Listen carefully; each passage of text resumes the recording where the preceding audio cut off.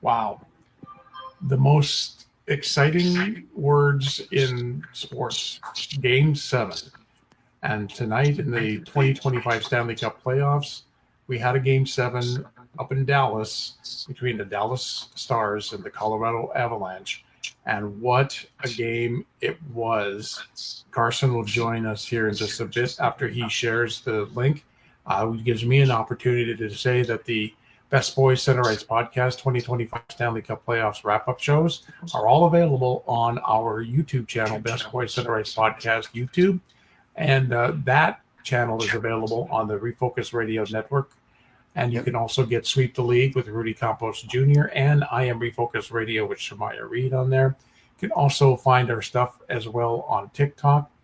And Carson joining me here tonight. And I was texting you throughout the game, and there was a point that says, I don't ever recall a more exciting Game 7 than we had tonight. And you pointed out just before we went on, it was like a low shot total. Yeah, but it was a game 7. I mean, it was very gritty, and every battle mattered, every faceoff mattered, every save mattered, every bat of the puck mattered.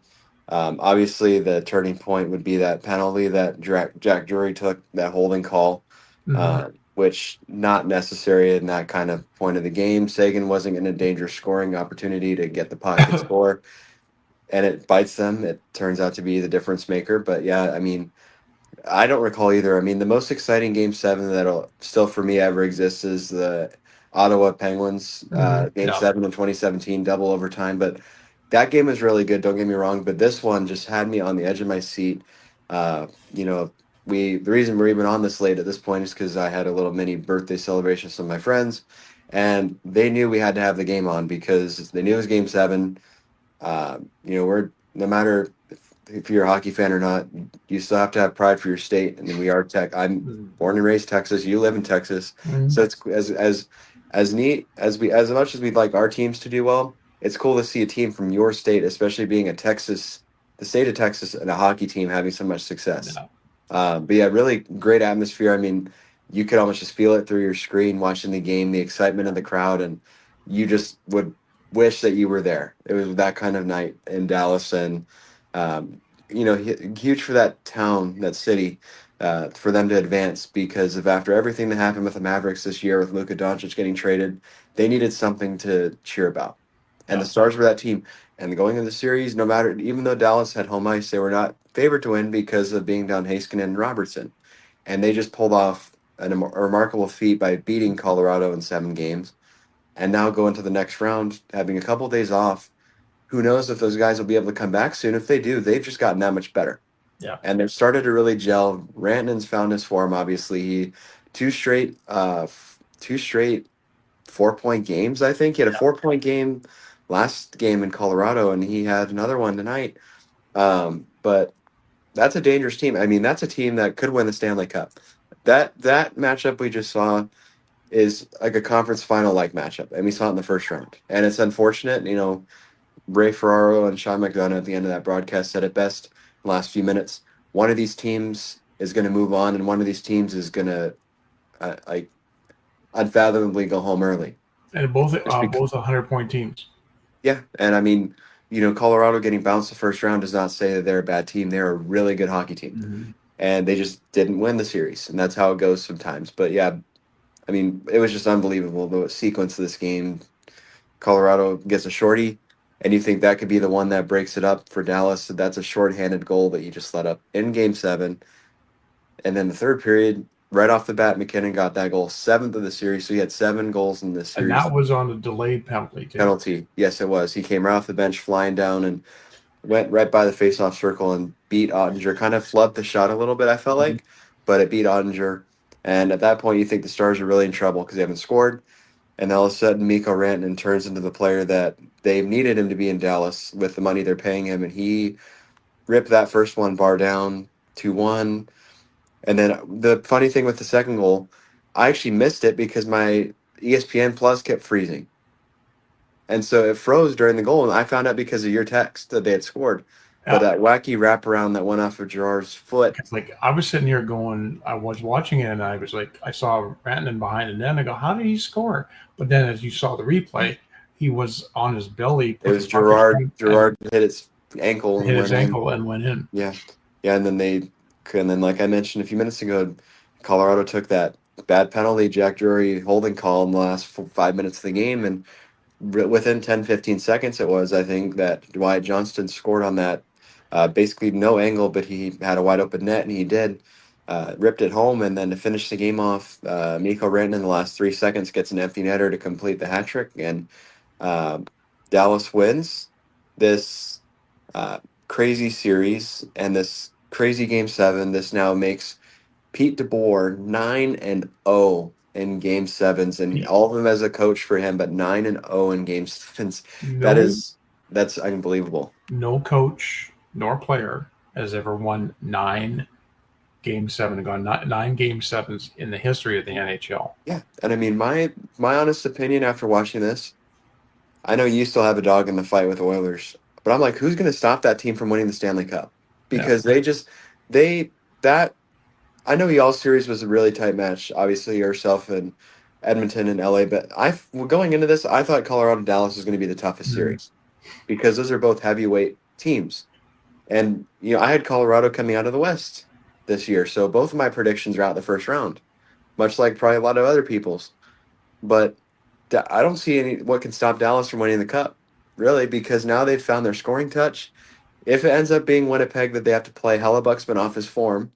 The Stars figure out a way to break through that. If it's the Blues, that's a team they're familiar with that also I feel like they can break through. That's going to be a tough team to beat in Dallas. So kudos to them. I haven't been that excited watching a game in a long time. That was such a great game 7. What made it to me more impressive is, okay, they were down 2-0 in the third, but they didn't get their first goal of the third period till almost 8 minutes in. So they scored 4 unanswered goals in the last 12 minutes of the hockey game. And it's just like, you knew that when Rantanen got it, that first goal on the power play. They're back in it. They're down 2-1 in Dallas. They got lots of time. But then Colorado came right back and got some good opportunities there. Yep. The next couple minutes they really did, and then Rantanen scored that goal, and that just deflated the Avalanche. But I really thought that after the Avalanche scored that second goal, that they really just let Dallas take over and do what they wanted, kind of like what LA was doing with Edmonton, sitting back. And that's not what they should have done, because they could have forced Dallas to make mistakes with the puck, turn it over, get odd man rushes the other way. It didn't work out that way. Dallas figured out how to break through, and it's just so unfortunate that Colorado has to go home now, because that would just be – they're such a good team, and, this also could mark the end of an era maybe for Jared Bednar. I know he's been with them for a long time. He could maybe be on the way out after that. It's been a couple years. The Avs won the Cup in 22, but I don't know. I mean, just so mixed so many mixed emotions for this, because I would have loved to see the Avalanche go far in the Stanley Cup playoffs, but it's so exciting to see Dallas move on, and I think get their chance at winning the Cup again, because they haven't had it in a long time. It's been 26 years since they won.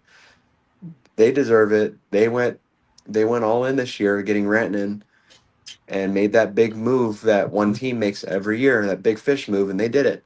Yep. And let's see how it pays off for them. But just what a game! That was just an unbelievable game. That's a game 7 that you won't forget. You definitely won't forget. No, and even Dallas. We talked about this right before we got on. Until tonight, Dallas had not come back from down 2-0 to start the third period in this season at all. Until tonight. They did it tonight. And when they were talking about that, I'm like, this is the Dallas Stars. They have 15, 16, 17 minutes to work with. They've got time. Yeah. Plenty of time. And they only needed that one goal to start off everything with Rantanen's goal. Just devastating if you're an Avalanche fan. I mean, that's a devastating loss.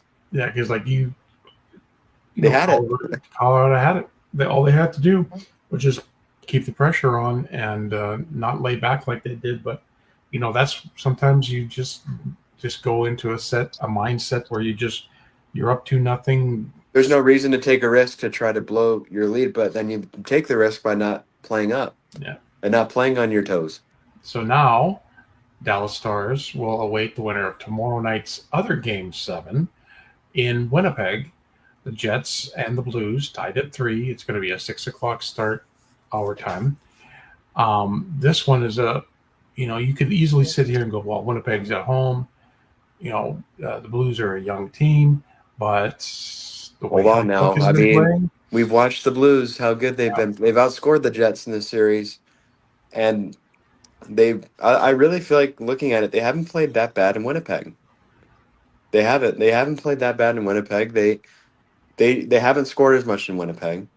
But number one is, can they take the crowd out of it early by either shutting the Jets down and not really allowing them anything, or scoring early? And for Winnipeg, is, can Connor Hellebuck be Vezina caliber, or if he's going to be just average? right? Because for the most part, he's been average this year. This playoffs been pretty average. He hasn't stopped a lot of pucks. He's gotten pulled No. 3 times. That's been the story of that series. I'm excited for that game too, but I don't see anything topping this game tonight between No. Dallas and Colorado. I don't like. That'd be Honestly, I'm watching that game. I'm on the edge of my seat on my couch. My friends who don't watch hockey but watch with me, like when they go to the games and stuff, I'm like, oh my God. I'm like watching these plays. There's one play there after Rantanen has scored. This is a subtle play, but Thomas Harley gets the puck right in front of the net, and the puck bobbles on him, and he has a wide open shot just to get it on the net. And I'm like, oh my! And then I'm like, oh no! Like it jumps on his stick. That's what this is about. That's what the Stanley Cup playoffs should be. Is you're on the edge of your seat. For me, I have no dog in this race. The Penguins aren't playing. And I'm still super excited watching these games. Like, I can't miss it. I can't miss the games. Well, that's the greatness of the Stanley Cup playoffs. Your team may not be in it, but the games are so exciting. Well, yeah, you can't. I mean, you can't help but be intoxicated. But yeah, I mean, at least for Denver, that they have one thing to be happy about, that the Nuggets won their Game 7 against the Clippers tonight. So at least they'll have something to cheer about. But really happy for Dallas, that city, that team. I want Otter to raise the cup already. I'm sorry, but I do. But McDavid deserves it first. Yeah. So we'll see. We'll see. Like, it's still a long ways to go, but we'll get the final team in to the Elite Eight, the final 8, tomorrow night with the Blues in Winnipeg against the Jets. And I'm sticking with what I said the other night. I'm going with the Blues being the first road team to win in this series by beating the Jets. I think this will be a low-scoring game, or do you think it'll be high-scoring? Oh, I think it may not be like 6-2. I think it may be like 4-3, 4-2. I look at the Jets and you're thinking, well, it would be easy to go with Winnipeg at home, best team in the league, President's Trophy winner. But man, not the way they played the last against the Blues. And I think the Blues again are in a situation where they have nothing to lose. They could lose Game 7 and know that they took the President's Trophy winner to Game 7. Well, no one had it going to Game 7. No one. Everybody thought it was going to be 5 or 6, but the Blues are just a gritty team, and they have nothing to lose, like you said. And Winnipeg's everything to lose here. There's a lot more on the line for them than there is for Winnipeg or for St. Louis. When Winnipeg loses, the rumors come about again of relocation. The big guys like Scheifele, Kyle Connor, Nikolai Ehlers, what's going to go on with those guys eventually? Are they going to want to leave? There's a lot more on the line for the Jets. This is the biggest game, like I said last night. Up to this point, this is the biggest game in their franchise's history. Yeah. Because a lot could change because of this loss if they end up losing. And if they end up winning, then they narrowly escape a disaster and they go on to play a Dallas team that is a different challenge from the Blues. I don't want to say they're a better team. By record, they're better. They have better star power, but they're a different challenge than the Blues are. I think the Blues are just that team that just doesn't go away. They just are bugging you, and they shouldn't be there, but they are. They're like the kid in the school group that doesn't fit in, but they're still just grinding at your gears, making you frustrated.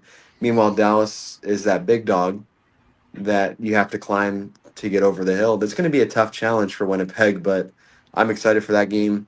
I just don't see it beating the feeling of this one. Honestly, I No, don't. I don't think. I think you're right. So we got still the game 7 tomorrow night, but the second round will start. We found out Monday. will start on Monday with the Leafs at home to the Panthers. So that'll start the second round out east, and Is it then just that one game, or is there just two? just the one game, because the two games will come up on Tuesday. Carolina in Washington, and then Edmonton and Vegas will be Wednesday. the Wednesday games. Now, right now, they have two games scheduled on. They don't have them up yet. The two games for let's see, Wednesday. Well, I wonder if they're going to have then Dallas and Oh, you know what? whoever to start Yeah, Tuesday night, because which is they weird that they wouldn't have y'all start on Monday then, because they're going to just finish up. yeah. I guess I guess you're right. Like no, because so I guess you're right. Monday there would just be one game. Tuesday there'd be two, and then Wednesday I bet you St. Louis and Dallas would jump in on Wednesday, and then it'd make two a night after that. Yeah. So somewhere between Vegas and Edmonton or Toronto, Florida, there's going to be an extra day break in one of those series. One of those series. So it's got a lot of hockey yet to be played, and fantastic game 7 tonight. I don't know. Yeah, you're right, Carr. I don't think it's gonna be hard pressed for Winnipeg and That felt like a Stanley Cup final game 7. yeah. And it wasn't. It was the first round, for crying Yeah. out loud. The first freaking round. So this will just by this probably this time tomorrow we'll know. Before the game will be over at 8:30 or 9 o'clock. So we'll know whether it's Winnipeg or St. Louis taking on Dallas. We do I got know the Blues too. Yeah, we got the other series, of course, Vegas and Edmonton, and then out east, Florida, Toronto, and Carolina, and Washington. So there's lots of hockey yet to be played, and we'll be here with you every night going through the second round, the end of the first round, into the second round, and you can go back and watch all of our wrap-up shows on the Best Boys Center Ice podcast YouTube channel on the Refocused Radio Network. And then join us live tomorrow after the Blues and the Jets game, and we'll wrap that up. We'll wrap up the first round and take a look at who we think is going to make it out of the second round of the 2025 Stanley Cup Playoffs. All right, Carr, that's a wrap. It's glad you had a good time on your with your friends on your little birthday get together. We just will do this. We'll do it again tomorrow night. And in the meantime, and in between time, everybody have a great hockey night. Bye, Dad. Bye, Carr.